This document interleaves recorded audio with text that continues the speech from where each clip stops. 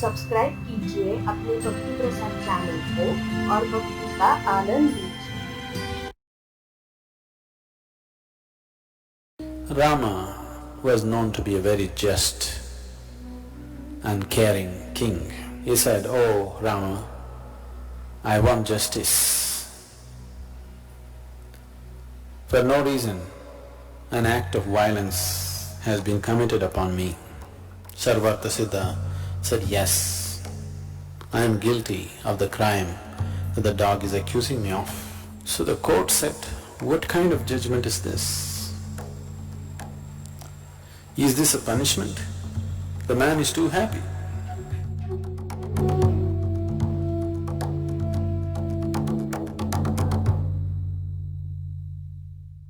Rama was known to be a very just and caring king. Every day he sat in his court trying to solve people's problems.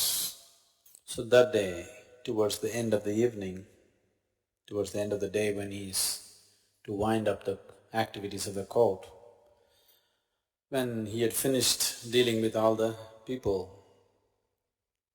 he told his brother Lakshmana, who was deeply dedicated to Rama, to go out and see in the yard if there's anybody else waiting. Lakshmana went out, looked around, came back and said, "There's nobody else. We're done with today's business." Rama said, "Go and see, there may be somebody." It was a little unusual thing, he had just seen and come. Once again he says, "Go and see." So Lakshmana again went and looked around, there was nobody. He was just about to come in. Then he noticed a dog which was sitting with a very sad face, and it had a wound on its head. Then he looked at the dog and asked the dog, "Are you waiting for something?" The dog spoke and said, "Yes, I want justice from Rama." Then Lakshmana said, "Why don't you come in?" And he took him into the court. The dog came, bowed down to Rama and spoke. He said, "Oh Rama, I want justice. For no reason, an act of violence has been committed upon me. I was just sitting by myself. This man, whose name was Sarvartha, he came and hit me on my head with a stick for no reason at all. I was simply sitting. I want justice." Immediately Rama sent forth for Sarvartha, who was a beggar. He was brought. So Rama asked, "What is your side of the story?" Here this dog says, "You hit him without any reason." Sarvartha said, "Yes, I am guilty of the crime that the dog is accusing me of. I was overtaken by hunger, I was angry, I was frustrated. This dog was sitting in my way, so simply for no reason, out of my frustration and anger, I hit this dog on its head. Whatever punishment you want to give, please give me." Then Rama put this forth to his ministers and courtiers. He said, "What is the punishment that you deem for this beggar?" They all thought about it and they said, "Wait a minute, this is a very complicated case. First of all, this is a case where a human being and a dog are involved. So all the laws that we normally know are somehow not applicable.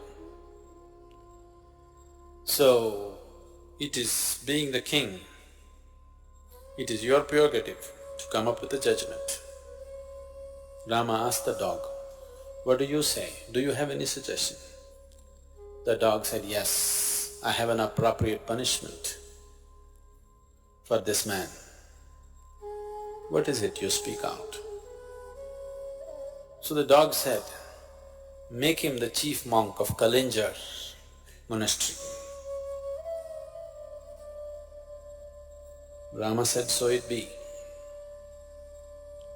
And the beggar was appointed as the chief of the Kalinjar monastery, which was a very celebrated monastery. So Rama gave him an elephant. The beggar climbed the elephant too, pleased with the punishment. With great joy, he rode off to the monastery. So the court said, what kind of judgment is this? Is this a punishment? The man is too happy. Then Rama asked the dog, why don't you explain it? The dog said, in my previous life, I was the chief monk of the Kalinjar monastery. And I went there because I was truly dedicated to my spiritual well-being, and also to the monastery which was instrumental in imparting spiritual well-being to many other people. I went there with a commitment to offer this to myself and to everybody, and I strived, I did my best. But as days passed, slowly other impressions in my mind here and there overtook me.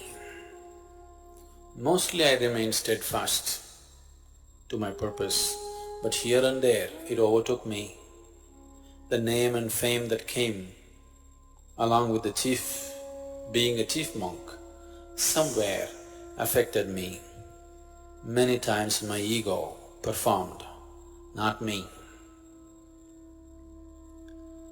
Many times I started enjoying the simple recognition by the people as to who I was. People started treating me like a holy man. Within myself I knew I was not, but I started behaving like one, started demanding the things that should normally belong to a holy person. I did not commit myself to my total transformation, but started pretending like one, and anyway people supported me. Such things happened. And slowly my commitment for my spiritual well-being and the people around me slowly receded. Many moments I tried to bring myself back, but the overwhelming recognition around me, somewhere I lost myself. And this Sarvartha Siddha, this beggar, has anger in him, has ego in him, is capable of frustration. So I know he will punish himself, as I did. So this is the best punishment for him. Let him be the chief monk of Kalinja monastery.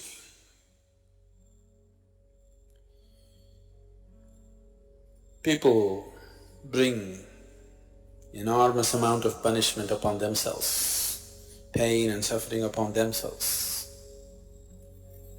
Not necessarily a life committed to evil. Life may be committed to spiritual well-being, life may be committed to many good things, but every day they choose and re-choose. They don't allow their destiny to take shape. They keep destabilizing themselves by constantly falling off and falling on, falling off and falling on. They will bring enormous trouble to themselves. Not because there's anything evil about them, simply because they don't allow life to form itself. It is like